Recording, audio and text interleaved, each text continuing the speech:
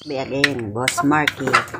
Panibagong araw, panibagong vlog na naman tayo ngayon. May papakita ko sa inyo guys. May bagong pisa akong white hats. Mga bagong sisiw, white hats. At pinakain ko na rin. 6. At may bago na naman akong aalagaan.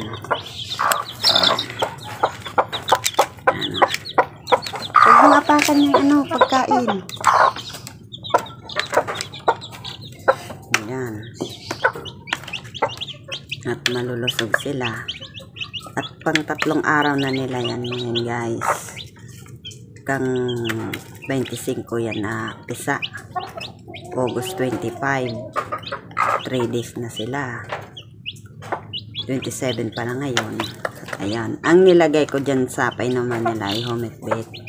At konting tubig at matapang homemade bait para sila sa immune system na sa sipon.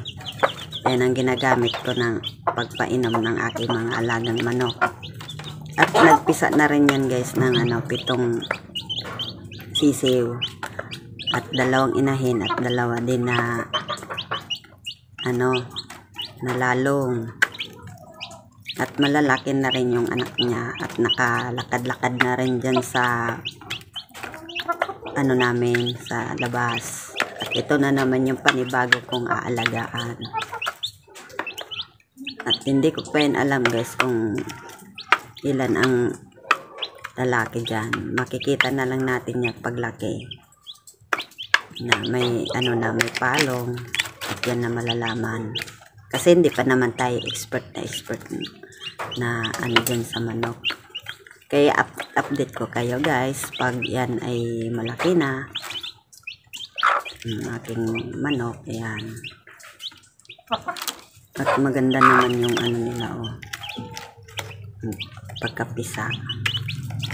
At maganda din yan yung inay na yan at naglakad-lakad lang yan at nagpapaano dyan sa lalong kung sinong gusto niyang kasi meron din ako dyan na taling lalong.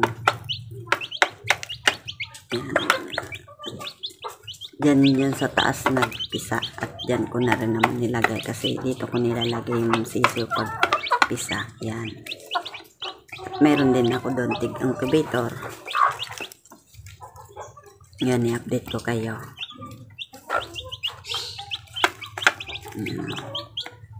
Galing na nilang kumain. Bayuan yung binigay ko dyan kasi hindi pa naman yung pwedeng bayo to.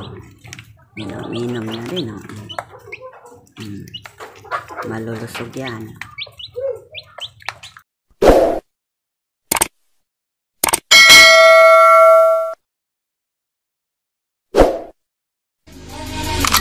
Maybach.